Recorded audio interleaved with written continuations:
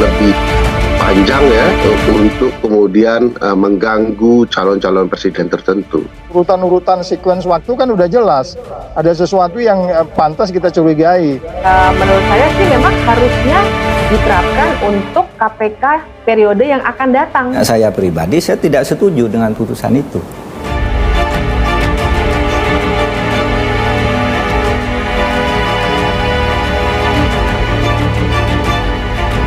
Yang digantikan 2023 ini berarti untuk 2023 ke tambah 5 tahun 2028. Tentu akan timbul pertanyaan besar kenapa di ujung begitu ya. Nah, banyak dugaan yang kemudian bisa dikaitkan dengan perpanjangan ini. Pertama, pimpinan KPK yang ada saat ini adalah pimpinan KPK yang kemudian memperkarakan atau terlibat dalam beberapa kasus yang bertujuan menghambat pencalonan calon presiden tertentu. Bukan tidak mungkin dengan dilakukan perpanjangan maka akan ada ruang yang lebih panjang ya untuk kemudian mengganggu calon-calon presiden tertentu.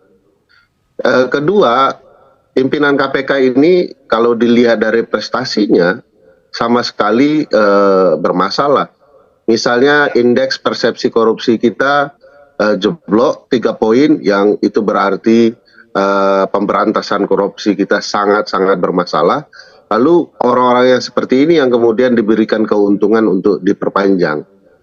Ketiga, sebagaimana kita ketahui bahwa pimpinan KPK ini, Pak Nurul Gufron terutama kan memang punya masalah dengan umur dan segala macamnya. Artinya memang ada kehendak ingin mengistimewakan pimpinan KPK. Keempat, menurut saya memang putusan ini sama sekali tidak menyampaikan atau menentukan bahwa perpanjangan itu untuk pimpinan yang ada saat ini. Tapi harus prospektif, kalau tidak dia akan berlangsung retroaktif atau mundur ke belakang. Nah, sepanjang pengetahuan saya tidak terdapat putusan Mahkamah Konstitusi yang sifatnya retroaktif mundur ke belakang. Nah, kalau ini diberlakukan untuk pimpinan saat ini, maka dengan sendirinya akan ada konflik kepentingan. Konflik kepentingannya antara keinginan untuk mempermasalahkan proses penegakan hukum yang merugikan calon-calon presiden tertentu yang berkaitan dengan kepentingan istana ya. Istana kan membela atau mendukung calon presiden tertentu lainnya. Jangan-jangan ini bagian dari hal tersebut. Apalagi sehari sebelum putusan ini, Istana seolah-olah seakan-akan akan membentuk pansel pimpinan KPK. Jadi ada nuansa dramanya, seolah-olah Istana tidak tahu akan ada putusan seperti ini, lalu berencana untuk membentuk pansel pimpinan KPK. Besoknya ternyata pimpinan KPK-nya diperpanjang. Wisdom crowd kita sekarang ini menilai seperti itu, bahwa ada sesuatu yang tidak menimbulkan kepastian, kemudian manfaat dan lain. Jadi sekali lagi kalau kita lihat kronologisnya kan sehari sebelumnya malah katanya mau bikin pansel, kemudian harinya berikutnya malah bikin keputusan yang aneh-aneh. Kita hanya bisa mengatakan karena ini sangat jauh dari logika, nalar dan argumentasi hukum yang benar. Tadi kan ada disebut constitutional important. Itu adigim yang selalu dijadikan bergen itu. Ada urutan-urutan sequence waktu kan udah jelas. Ada sesuatu yang pantas kita curigai. Dan nalar publik yang disebutnya wisdom crowd itu lebih wisdom daripada 9 orang itu.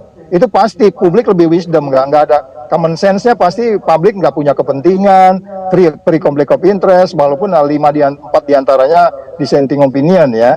Jadi publik ini adalah sebenarnya rakyat adalah suara rakyat, suara Tuhan itu ya benar gitu. Jadi sekali lagi mereka tidak mendengarkan itu dan itu yang kita sayangkan. Dan udah pastilah ini ada kaitan dengan politik segala. Kita harus dapat konteks dulu bahwa memang bulan Desember tahun ini harusnya masa jabatan 4 tahun itu sudah selesai. Jadi sekarang panitia seleksi sedang digodok oleh pemerintah. Jadi ada konteks itu ya.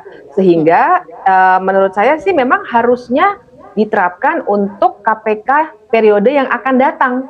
Jadi sudah digantikan 2023 ini, berarti untuk 2023 ke tambah 5 tahun, 2028. Itu tidak ada hubungannya dengan saya, karena saya tidak pernah punya pikiran jahat KPK mau dipergunakan untuk motong yang berkuasa, untuk menghalangi orang calon dan sebagainya. Kan sudah saya katakan, itu semua pertama bagi saya itu gosip, ya. Tidak seperti itu yang terjadi. Yang kedua, saya sendiri pasang badan sejak awal. Pasang badan bahwa pemilu harus jadi. Bagaimana saya mau percaya bahwa KPK mau diperalat oleh pemerintah di mana saya ada di dalamnya? Bahwa mungkin ada permainan nakal di KPK yang sifatnya koruptif itu bisa saja terjadi. Bisa juga terjadi di MK, bisa juga terjadi di kantor Kemenko Polhukam. Bisa. Namanya orang jahat itu kan ada di mana-mana, orang nakal ada di mana-mana. Itulah sebabnya kita punya hukum. Kita harus percaya pada hukum. Kalau itu tidak benar, ya tidak diapa-apakan. Kalau benar ya ditindak secara hukum, kan ada hukumnya. Kalau secara hukum tata negara dan menurut pendapat saya pribadi beda. Kalau secara hukum tata negara, kita harus ikuti putusan MK. Itu hukum tata negara. Saya pribadi, saya tidak setuju dengan putusan itu. Kenapa? Ya, ini mestinya berlaku ke depan. Dulu si Gufron juga menggugat umurnya tidak sampai, ketika dia pakai undang-undang lama tiba-tiba berubah undang-undang baru, dia tidak memenuhi syarat, oleh pemerintah juga diberlakukan ke belakang dan MK setuju itu gitu. Nah kok sekarang tiba-tiba diberlakukan ke depan? Saya tidak setuju yang begitu. Kalau saya lebih setuju berlaku tahun depan saja. Tapi kita harus ikut dong putusan MK. Oleh sebab itu saya mau tanya ke MK, ini maunya apa sih gitu. Saya minta jawaban yang resmi institusional. Kalau enggak jawab, saya akan berlakukan ke depan, kan gitu aja. Kalau saya. Oleh sebab itu saya datang ke MK, tanya. Nah, nanti suatu saat akan sehari 2 hari akan diskusi. Yang nunggu MK, si pemerintah ikut hukum tata negara. Akan apa kata MK tentang putusan itu? Kan memang harus begitu.